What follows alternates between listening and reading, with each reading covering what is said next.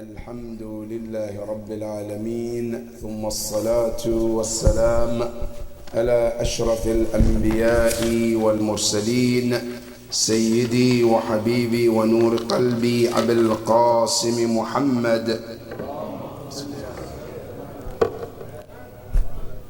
وعلى أهل بيته الطيبين الطاهرين المعصومين الذين أذهب الله عنهم الرجس وطهرهم تطهيرا. اللهم صل على محمد وآل محمد. قال الله سبحانه وتعالى في كتابه الكريم: بسم الله الرحمن الرحيم. يا أيها الذين آمنوا كتب عليكم الصيام كما كتب على الذين من قبلكم لعلكم تتقون. صدق الله العلي العظيم. اللهم صل على محمد وآل محمد. عباد الله، أوصيكم ونفسي بتقوى الله. My dear brothers and sisters, Assalamu alaikum wa rahmatullahi ta'ala wa barakatuh. First and foremost, we thank Allah subhanahu wa ta'ala for another life, another day, and more so another blessing to come and perform one of the best acts of the week. We thank Allah subhanahu wa ta'ala for such blessing, and we pray to Allah not to take those blessings away from us, Ya Rabbil Alameen. We also send our salutation and respect to our leader, our example, our prophet, Ar-Rasul sallallahu alayhi wa alihi wa sallam, and his household, the chosen ones, the trusted ones, Ahlul Bayt alayhimus salam. Peace and blessing of Allah be upon them, and may the Allah subhanahu wa ta'ala make us to be among the true followers of Allah and Ahlul Bayt and the Prophet as well, inshaAllah. My dear brothers and sisters, another day to remind one another about taqwallah. Another day to remind one another about being God conscious, being God worthy, especially in this holy month of Ramadan. Before we proceed to our khutbah today, there is one introduction that I believe is very important. And that introduction is this. Our religion called Islam, our book called Quran, have told us when you do ABC, there will be a result of such and such and such. And this came from whom? From our Creator Allah subhanahu wa ta'ala. Every ibadah we do, there is similar example of it in the Quran. For example, when you take salat, the Almighty Allah tells us, Inna salata tanha anil fahsha'i wal munkar. That if you and I are to observe a salat the way Allah prescribed, and again I'm going to emphasize a key point here. If we pray the way Allah prescribed, Allah said, then definitely the salat will be something to prevent you from evil and indecency. Good. I prayed for 30 years, for 40 years, but still the salat does not prevent me from haram. What does that mean? There are two possibilities here. Possibility number one, either to say, the one who told me Salat will prevent you from indecency, he's a liar. That's one of the problems, one of the options. Either he said, but it's never true. Or either I did not follow what exactly he's talking about.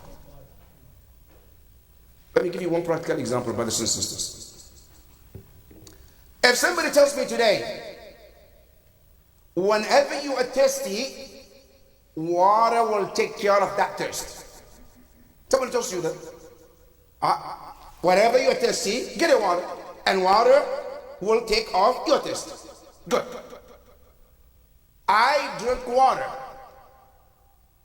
but I'm still thirsty. I took the water, but I'm still thirsty. What does it mean? Either what I took thinking is called water, it's not water.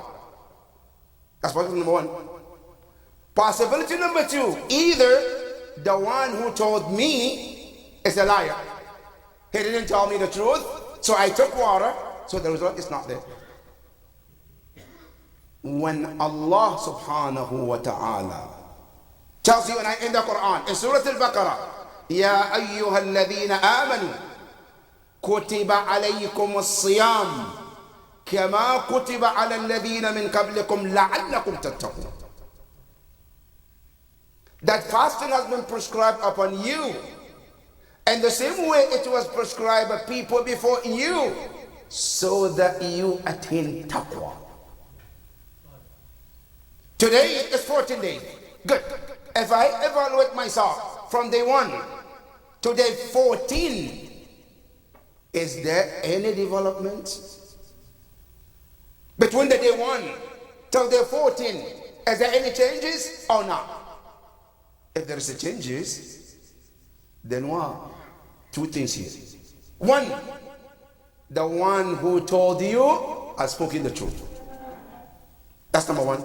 And number 2, what he asked you to do, you are doing exactly that. That's why it's working. If by any chance, today day 14, I look at myself, I evaluate from day 1 till today, I'm the same person. Nothing has changed. Then there are also 2 possibilities. One is either what he says, Allah subhanahu wa ta'ala, is not telling the truth, or either he's telling the truth, but I am not doing it the way he prescribed. Because if we are to do exactly what he prescribed, then definitely the result will be there. And that is why an ibadat is very important, brothers and sisters, to focus on what we call lubbul ibadah wa laysa qishrul ibadah. There is what we call lub and kishr. For example, today when you buy an egg, right? We buy egg. I cook the egg. Do I buy the egg because of the shell or because of what contains in it? Of course, if it's just the shell, who cares about it? It's a trash, right? Good. Now, what I care about is what it contains. Now, our ibadah, more of us, we concentrate on what? On the kishr, the outside, and not the lub of ibadah. If we are to concentrate on the actually lub, the actually core of the ibadah, we will definitely see the result of what Allah is saying. Give you an example, brothers and sisters, without comparison, but just an example. Why is it that Imam Ali and Amir al-Mu'mineen salawatullah,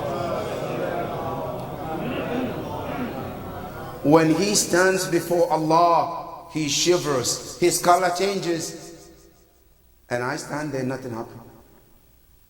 Isn't the same salah?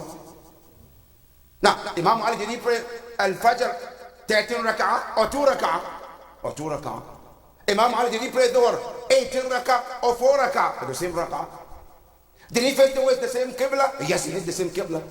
The same takbir? Yes. But why is it that in Imam Ali and Amir al-Mu'mineen, the salat can be seen and the effect can be seen? but in me you cannot see the effect. What's the difference? The same salat, but why the effect is not there? Why? Because the ma'rifah that it requires is not there. The ma'rifah that it requires in salat, in fasting, in hajj, in ziyarah, in reciting Quran, that ma'rifah is not there. And that is what is required. And we are blessed to see month of Ramadan, the month to gain and attain that taqwa and ma'rifah. And this is where all the effort should be placed. So by the end of Ramadan, we gain something. And I pray to Allah subhanahu wa ta'ala that we gain something, Ya Rabbal Alameen. Because remember, brothers and sisters, our Prophet is saying to us in hadith, he said, do you want me to tell you who is a loser? Who's a loser? If somebody asks you who's a loser, so the person who didn't go to school, or the person who is, for example, doing wrong things, drug, alcohol, all the bad things, it's a loser. That's what you and I think, right? But Rasulullah said, no, I don't consider that person a loser. Ya Rasulullah, who's a loser? He said, a loser is the person lived a life, healthy life, alive, saw Ramadan came, started with him, end with him, and still did not learn or gain anything from it. That's the loser, according to Rasulullah. Do I want to be a loser to the Prophet? And when the Prophet says a loser, is it Allah saying it or Rasulullah just saying it? Of course Allah is saying it. May Allah help us to take advantage of this holy month, Ya Rabbal Alameen. One of the ways to gain our ma'rifah, brothers and sisters, is to learn to know the ahkam that relate to our fasting as well. Last week we spoke about mujibat al-siyam, things that has to be there for fasting to become wajib upon someone.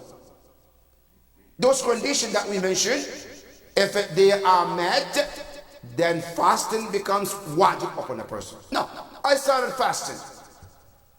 What are what we call muftirat al-siyam? What are the things that can break my fast? What are the things that I should be careful about so that my fasting doesn't become what Imam Ja'far al-Sadiq alayhi afdalu salatu was-salam, he said, فَكَمْ مِنْ صَائِمٍ لَيْسَ لَهُ إِلَّا الْجُوعِ وَالْعَطَشِ.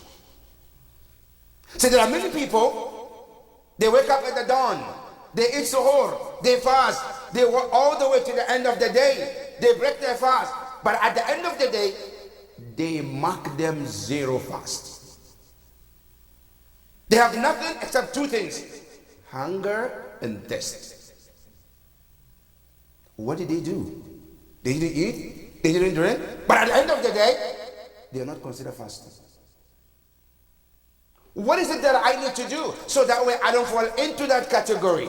What is it that I need to do so that at the end of the day, my fasting will be accepted? My fasting will be qabool. What are the things? Now there are two things here, brothers and sisters. Number one, it's called masail fiqhiyya. Where our maraja, may Allah bless those who are born and protect and prolong the life of those who are still living.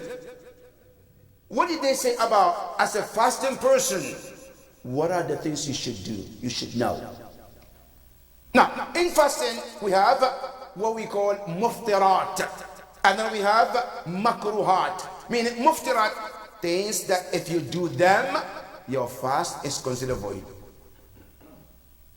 And things that if you do them, your fast is not void. But what it does, it takes credit out of your thawab. Called makruh. It is better not to do it. Right? It's okay. You can do it if you want to.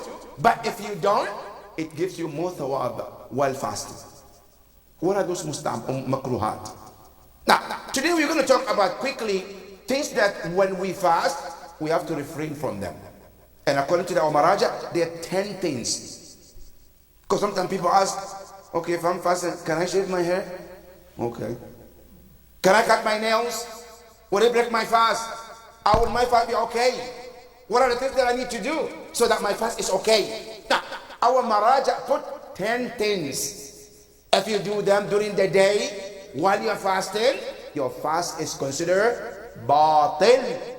And doing them intentionally, not only your fast is batil, you also have to do kafar. Okay? So there are 10 things. Number one, according to Samati Sayyid Sistani, hafadahullah, he says, Al-aklu wa shurb. Eating or drinking intentionally. Oh, this condition is very important. Intentional is very important. Meaning what? If I eat or drink, not intentional because I forgot, which happens a lot of times on the first day of Ramadan. Right? On the first day of Ramadan, people do forget. Right? Because they've been eating for all these years. Right? Now the first day, oh, they remember yesterday I was eating. So during the day, I got my ice cream, mashallah. In the middle of it, I remember. Is my fast void? No. No, they say your fast is fine. Not only that, not only your fast is okay, in this case, you don't have to do even qada or kafara. No qada, no kafara. No, because in the situation when we fast, there are issues. If it happens, there is only qada, meaning you wait until Ramadan is over and you pay 1 day for that matter that happened. Good. Then there is another situation. If it happens, not only your fast is void, you also have to pay kafara for that. Good. Now all of this scenario, our Maraja put it together. So the first thing is to know that intentionally while fasting, if I eat or drink, my fast is void. Good. Now, sometimes people think, okay, I understand. If I go to a restaurant and I order a meal and I eat, that's haram. Okay, that makes my fast. But what if during the daytime I felt something in my mouth that when I ate in the suhoor, something stuck in my teeth, right? And I tried to take it off, and then I swallow it. What happened? Yes, your fast is void too. That 1 grain of rice in my mouth, intentionally, I know I'm fasting, I know it's a grain of rice, but I still chewed it and swallowed it, my fast is void. Meaning what? Eating and drinking doesn't matter how small or huge it could be. As long as it's eating, it makes your fast void if it's done intentionally. Now, same system says not only that, even if you decided not to eat through mouth but through your nose, for example. Right? So okay, Allah said eating, right? We're normally eat, so I don't want to eat through mouth, but I'm going to put a pipe in my nose. If that considered, inshallah, that would not be considered batil. No, it's going to be considered batil too. Right? You see, there is a lady, her husband told her that, look, and if you leave this house through this door, inshallah, I'm going to divorce you. She said, okay, if I leave through this door, say yes. So she get out from the window. So now you can't do it because you tell through the window, right? Through the door. Now I'll go through the window, so I'll tell your wife. So some people think that today, if we say eating through the mouth, okay, that will break your fast. What if I put through my ears or through my nose, right, to get to my belly? That also makes your fast batil as well, if it's done intentionally. Good. Now, I'm fasting. But for those of us who have little children or grandkids, for example, children, mashallah, they're so generous. Assuming you're sleeping during the daytime and your mouth is open, right? You got all the mashallah, then your grandkid bring that chocolate and put in your mouth while you're laying down, and then you start with mashallah, licking without knowing that your grandson is so generous, right? You open your eyes, oh my God, it's in the day of Ramadan. Now what happened in this case? I did it intentionally. Good. Now there are two situations here. One, the moment you realize, right, whatever is in your mouth must be spit out. Meaning, I cannot say, oh, okay, I just realized, so let me just swallow the last one and then, no. Whatever is in your mouth that can come out must come out. Whatever is already gone, that's a gift from Allah. Right? So what that happens means you don't have to worry about it. Now in this situation, you don't have to do qada or anything because it wasn't done intentionally. So in this scenario, eating or drinking, smaller size or big size, doesn't matter. It breaks your fast. Whether it comes through nose or in other means, all of these can make your fast void as well. That is number one. And two of things that can break your fast. Now, question. What if I eat something that is not a food? It's not a food, but I wanted to eat and swallow it anyway. For example, we know human beings don't eat grass, right? I said, I want to just eat grass, but it's not considered food, right? I'm going to cut a piece of grass and chew and swallow, right? It's not a food. That also can break your fast. Even though it's not a food that human being eat, if you decided to chew and swallow, yes, it will break your fast. And that is the 1 and 2 ruling regarding that. Good. Here's some scenario, brothers and sisters, and many times people ask, especially in Ramadan. Number one, some of us have an eye problems. Eye problems I have. So doctor gave me what? Eye drops. That during the daytime, I should put those eye drops and it helps me. In Ramadan, can I put the eye drops? Or no, if I do, my fast is gone. Or I said that you can do it. Putting an eye drops in your eyes during the day, it doesn't break your fast. Now, question, what if that drop sometimes, it goes all the way from the eye to my throat? Sometimes I can see, like when I spit, I can see the color of it. They say still it doesn't break your fast. You know how beautiful Islam is? Because Islam cares about your well-being. If that's what it takes to take care of your eyes, Islam says, I'm not going to deprive you from those drops. To protect your eye and your sight as well. That's the beauty of Islam. Good. Not only that, what if I need something to put in my ears? I have an ear problem, right? And I have a drop that I need to put in there. 2, 3, 4 drops on daily basis. So it can help me to hear or help me with some sickness that I'm going through. They say that too would not break your fast. So during the daytime, I'm fasting. Can I put those drops? Yes, you can. Good. Not only that, another scenario. I have an asthma. And there is this pump that I need. Because it helps me during the daytime so I can breathe well. Without it, life becomes so difficult. My breathing becomes a problem. Can I use that during the daytime? Yes, you can. And continue fasting? Yes, you can. Look at the beauty of Islam. That's why at the end of the surah, Surah Al-Baqarah, when Allah talks about these ayahs, He said, what? يُرِيدُ اللَّهُ بِكُمُ الْيُسْرِ وَلَا يُرِيدُ بِكُمُ الْعُسْرِ. So your Lord wants ease for you, not difficulty for you. The whole scenario about Islam telling us, do this or do that, sometimes we think Islam is too hard, Islam is too harsh. It's not about that. Allah subhanahu wa ta'ala says, وَأَن تَصُومُوا خَيْرٌ لَكُمْ. Fasting is good for you. Health-wise, bringing you close to Allah, earning the closeness to Allah, taqwa, all of this is good. And it's a package that Islam is giving you. So that is some things that we need to do. So during the month of Ramadan, even though we are fasting, we can still do that.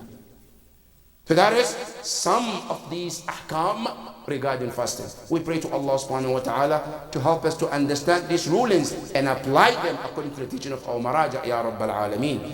Ya Allah, we ask you, help us to do the best of our ability to serve and obey you, Ya Rabbal Alameen. Ya Allah, this is the month of yours that you forgive more than any other month.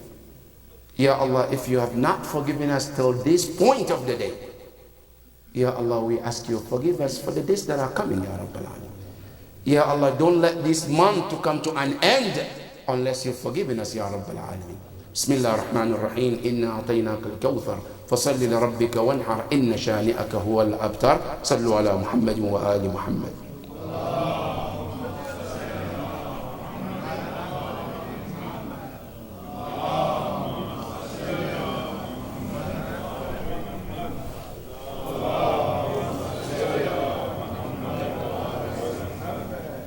بسم الله الرحمن الرحيم الحمد لله رب العالمين والصلاة والسلام على محمد وآل محمد اللهم صل على محمد وآل محمد اللهم صل وسلم على حبيبك ونبيك محمد وعلى أهل بيته لا سيما علي أمير المؤمنين وعلى فاطمة الزهراء سيدة نساء العالمين وعلى الحسن والحسين سيدي شباب أهل الجنة أجمعين وعلى علي بن الحسين زين العابدين ومحمد بن علي باقر علم النبيين وجعفر بن محمد الصادق وموسى بن جعفر الكاظم وعلي بن موسى الرضا ومحمد بن علي الجواد وعلي بن محمد الهادي والحسن بن علي العسكري والحجة بن الحسن المهدي أجل الله تعالى فرجه وسهل الله مخرجه وجعلنا من أعوانه وأنصاره ومن المستشهدين بين يديه جميعا ورحمة الله وبركاته. صلى على الله. My dear brothers and sisters, one of the events of this week is the wafat of Khadija alayha afdalus salati wassalam. Allahumma salli ala Muhammad wa ali Muhammad. This Khadija alayha salam, there is no doubt that she has contributed so much to Islam. And all of Muslims till the day of Qiyamah, we all owe Khadija so much. Because without her contribution, we wouldn't be sitting here called Idara or Salat al-Jumu'ah. Her contribution to Islam and to Rasulullah is what made Islam Islam today. And this is not my saying, this is the saying of Rasul sallallahu alayhi wa sallam, where he says, "Lawla malu Khadija," if not because of the wealth of this woman, which she gave to help Islam and support the needy, this Islam wouldn't have been what it is today. Peace be upon her on the day she was born, and peace be upon her on the day she will be resurrected. And may Allah grant her the highest position in Jannah, Ya Rabbal Alameen. The second event is the tragedy that took place in Syria. It's very, very heartbreaking. We saw in videos how innocent people were murdered, not because they committed crime, it's because they love Ahlul Bayt alayhim salam. We read the history and we hear about how Mutawakkil al-Abbasi, we hear about how Ma'mun and the rest of them, how they treated Shia just because they love Imam Ali alayhi salam. And today we see it with our own eyes in this century. And the saddest part of all of this, that this is happening in the month of Ramadan. The month of Ramadan, that we are all supposed to seek Allah's forgiveness. That is the month that other people wants to take the anger of Allah subhanahu wa ta'ala by killing innocent people. Ya Allah, our heart and prayers goes to all of those shuhada, those who were killed innocently in Syria. Our heart and prayers goes to their families, Ya Rabbal Alamin. Ya Allah, we know for sure there is something called divine justice. Ya Allah, your justice should treat those people what you know as they deserve, Ya Rabbal Alamin. And another incident also in Pakistan, which took place in a train where innocent life were killed too. You know, it's saddened to hear a person called a Muslim, and at the same time they can take over themselves and kill a human being. And then they go back and read Quran and they say, oh, I read Quran, I memorize Quran. And they say in the Quran, وَلَا تَقْتُلُوا نَفْسَ الْمُحَرَّمَةِ, where Allah says, do not kill innocent life. And they kill innocent life, hence like nothing is happening. Ya Allah, we ask you. Ya Allah, we ask you. Hasten the appearance of our Imam, Ya Rabbal Alamin. Ya Allah, we ask you day in and day out. Ya Allah, bring the end to this tragedies, Ya Rabbal Alameen. Ya Allah, wherever there is a Muslim, a mu'min, a human being suffering for whatever reason, Ya Allah, bring the end to it, Ya Rabbal Alameen. Ya Allah, we ask you, protect our ummah, Ya Rabbal Alameen. Bismillah ar-Rahman ar-Rahim. Inna ataynaka al-kawthar, fasalli li rabbika wanhar. Inna shani'aka huwa al-abtar. Sallu ala Muhammadin wa ali Muhammad.